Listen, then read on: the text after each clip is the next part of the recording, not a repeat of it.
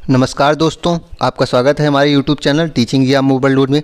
आज का session CTET paper 2 तथा बिहार शिक्षक बहाली के अंतर्गत एनसीईआरटी ज्योग्राफी की लास्ट क्लास है। आज हम एनसीईआरटी क्लास 8 के चैप्टर नंबर 6 पढ़ेंगे, जो कि लास्ट चैप्टर है। उसका नाम है मानव संसाधन। तो इसमें प्रथम बिंदु बनता है कि भारत सरकार के अधीन एक मानव संसाधन मंत्रालय है। तो भारत सरकार के अंतर्गत एक मानव संसाधन मंत्रालय है। 1985 में इस मंत्रालय का निर्माण लोगों के कौशल को बढ़ाने के लिए किया गया था। तो अगर प्रश्न बनेगा मानव संसाधन का निर्माण कब किया गया, तो 1985 में किया गया था। अगला बिंदु है कि प्रधानमंत्री कौशल विकास योजना को 2015 में 1 करोड़ भारतीय युवाओं को 2016 से 2020 तक प्रशिक्षित करने के उद्देश्य से शुरू किया गया था। तो अगर प्रश्न बनेगा प्रधानमंत्री कौशल विकास योजना का क्या उद्देश्य था, तो 2015 में 1 करोड़ भारतीय युवाओं को 2016 से 2020 तक प्रशिक्षित के उद्देश्य से शुरू किया गया था इसे। अगला बिंदु बनता है जनसंख्या का वितरण। भूपृष्ठ पर जिस प्रकार लोग फैले हैं उसे जनसंख्या वितरण का प्रतिरूप कहते हैं। तो भूपृष्ठ पर जिस प्रकार लोग फैले हैं उसे जनसंख्या वितरण का प्रतिरूप कहते हैं।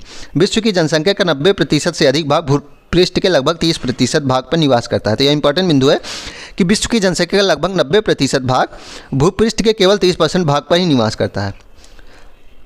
दक्षिण और दक्षिण पूर्वी एशिया, यूरोप और उत्तरी पूर्वी उत्तर अमेरिका घने बसे क्षेत्र हैं। तो दक्षिण और दक्षिण पूर्वी एशिया, यूरोप और उत्तरी पूर्वी उत्तर अमेरिका घने बसे क्षेत्र हैं। उच्च अक्षांशीय क्षेत्र, उष्णकटिबंधीय मरुस्थलों, उच्च पर्वतों तथा विश्वतीय वनों के क्षेत्र में बहुत कम लोग रहते हैं।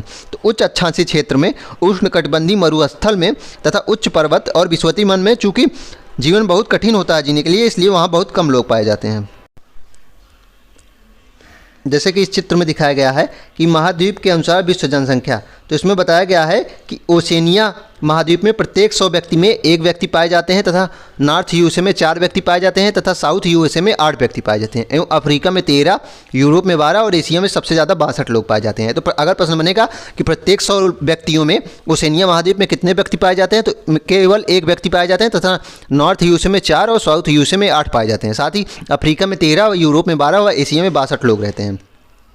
अगला बिंदु बनता है कि विश्व की कुल जनसंख्या लगभग 3/4 लोग 2 महाद्वीप एशिया और अफ्रीका में निवास करते हैं।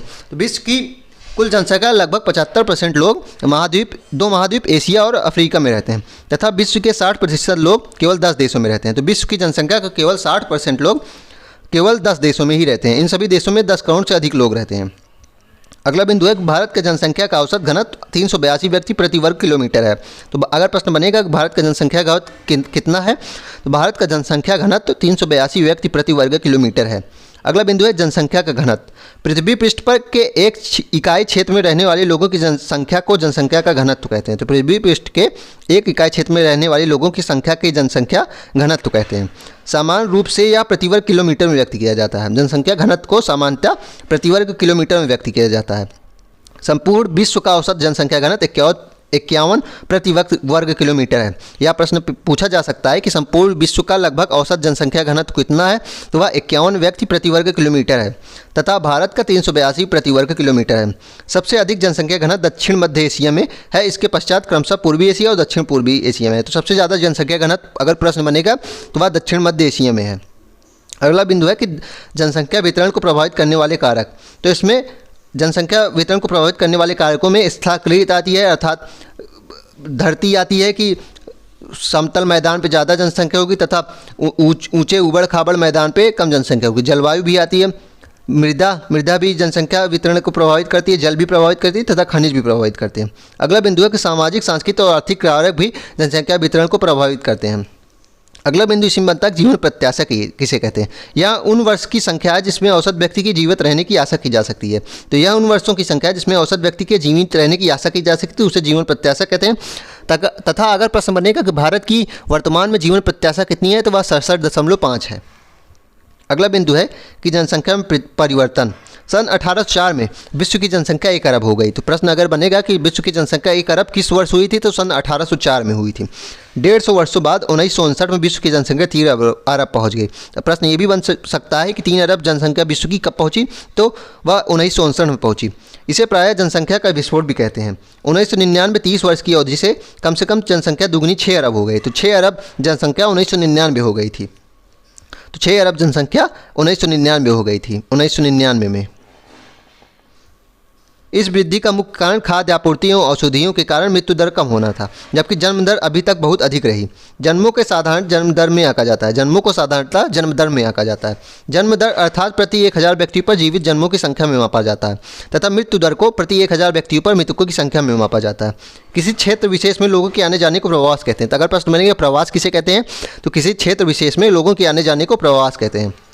जन्म और मृत्यु जनसंख्या परिवर्तन के प्राकृतिक कारण है। एक देश के जन्म दर और मृत्यु दर के बीच के अंतर को प्राकृतिक वृद्धि दर कहते हैं। तो प्रश्न यही बनता है कि प्राकृतिक वृद्धि दर किसे कहते हैं, तो जन्म दर तथा मृत्यु दर के अंतर को उस देश के प्राकृतिक वृद्धि दर कहते हैं। अगला बिंदु बनता है कि आप्रवास के किसे कहते हैं। जब व्यक्ति नए देश में जाता है, बस जाता है, तो उसे आप्रवास कहते हैं, तथा उत्प्रवास जब व्यक्ति एक देश को छोड़ता है तो उसे उत्प्रवास कहते हैं। प्रवास एक अन्य कारण है जिससे जनसंख्या के आकार में परिवर्तन होता है। लोग एक देश में अथवा देशों के बीच एक स्थान से दूसरे स्थान पर जा सकते हैं। उत्प्रवासी वे लोग होते हैं जो देश को छोड़ते हैं, तथा अप्रवासी वे लोग होते हैं जो देश में आते जाते हैं। यह प्रश्न पेपर में बनता है कि उत्प्रवासी अप्रवासी किसे कहते हैं। तो उत्प्रवासी वे लोग होते हैं जो देश को छोड़ते हैं, तथा अप्रवासी वे लोग होते हैं जो देश में आते हैं। संयुक्त राज्य अमेरिका और ऑस्ट्रेलिया जैसे देशों में भीतरी प्रवास अथवा अप्रवास द्वारा संख्या बढ़ी है। सूडान देश एक ऐसा उदाहरण है जिससे लोगों के बाहर चले गए जाने से उत्प्रवास के कारण जनसंख्या में कमी का अनुभव किया गया। इसमें अगला बिंदु बनता है कि एक जनसंख्या पिरामिड क्या क्या दर्शाता है। एक जनसंख्या पिरामिड कुल जनसंख्या विभिन्न आयु वर्गों में विभाजित है, जैसे उदाहरणतः 5 से 9 वर्ष, 10 से 14 वर्ष। कुल जनसंख्या का प्रतिशत इन वर्गों में से प्रत्येक वर्ग में पुरुष और स्त्रियां विभाजित हैं। जनसंख्या पिरामिड का आकार उस विशिष्ट देश में रहने वाले लोगों की कहानी बताता है। बच्चों की संख्या निचले भाग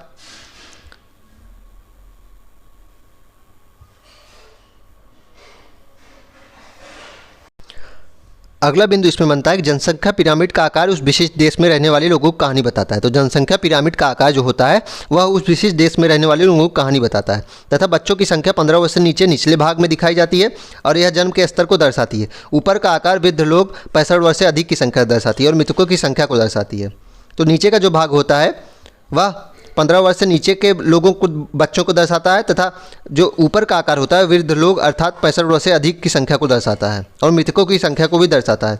जनसंख्या पिरामिड एक देश में आश्रित लोगों की संख्या भी बताता है। जनसंख्या पिरामिड जो होता है एक देश में आश्रित लोगों की संख्या भी बताता है। युवा आश्रित लोग 15 वर्ष से कम आयु के और वृद्ध आश्रित लोग आश्रित आयु जनसंख्या के अंतर्गत आते हैं। तो जनसंख्या पिरामिड एक देश में आश्रित लोगों की संख्या भी बताता है। युवा आश्रित लोग और वृद्ध आश्रित लोग आश्रित आयु जनसंख्या के अंतर्गत आते हैं, तथा कार्यरत आयु वर्ग के लोग को आर्थिक रूप से सक्रिय वर्ग में रखा जाता है। तो जनसंख्या पिरामिड जो होता है वो एक देश में आश्रित लोगों की संख्या भी बताता है। युवा आश्रित लोग और वृद्ध आश्रित लोग आश्रित आयु जनसंख्या के अंतर्गत आते हैं, तथा कार्यरत आयु वर्ग के लोग आर्थिक रूप से सक्रिय वर्ग में रखा जाता है, तथा कार्यरत आयु वर्ग के लोग को 15 से 65 वर्ष की आयु वाले लोगों को कहा जाता है। एक देश की जनसंख्या पिरामिड जिसमें जन्म दर और मृत्यु दर दोनों ही ऊंचे होते हैं, उनका आधार पर चौड़ा होता है और ऊपर तीव्रता से संकरा हो जाता है। तो एक देश का जनसंख्या पिरामिड जिसमें जन्म दर और मृत्यु दर दोनों अधिक होता है, उनका आधार चौड़ा होता है और ऊपर तीव्रता से संकरा होता जाता है। ऐसा इसलिए है कि बहुत से बच्चे जन्म लेते हैं, लेकिन उनमें से अधिकतर की मृत्यु शैशवकाल में ही हो जाती है और कुछ ही बड़े हो पाते हैं, इसलिए वहाँ वृद्ध लोग बहुत कम है। इस स्थिति में केन्या पिरामिड द्वारा दर्शाया गया है। तो केन्या पिरामिड जो दर्शाया गया है वह यह दर्शाता है कि जन्म दर भी बहुत अधिक है बच्चों की, तथा मृत्यु दर भी बहुत अधिक है, इसलिए इनका आधार बहुत चौड़ा है, ऊपर तीव्रता से संकरा हो जाता है। यह प्रश्न आपसे पूछ लेंगे, अगर ऐसा प्रश्न बनता है कि अगर किसी जनसंख्या पिरामिड का आधार चौड़ा है, ऊपर की तीव्रता से संकरा होता जाता है, तो वह क्या दर्शाता है। तो वह यह दर्शाता है कि बच्चों के जन्म दर और मृत्यु दर दोनों ही अधिक है।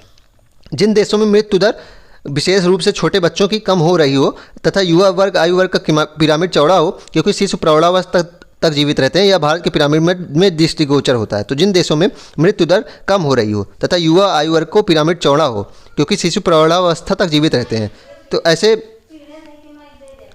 पिरामिड को इस तरह दर्शाया गया है और यह भारत के पिरामिड में दृष्टिगोचर है।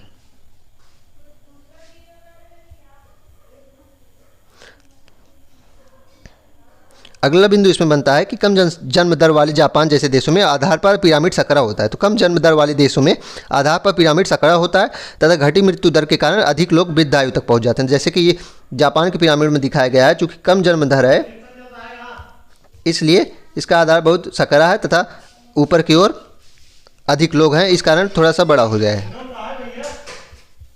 चलिए आज के सेशन में इतना ही। कल हम नेक्स्ट क्लास में नेक्स्ट चैप्टर पढ़ेंगे। तब तक हमारे चैनल को लाइक करें, सब्सक्राइब करें। धन्यवाद।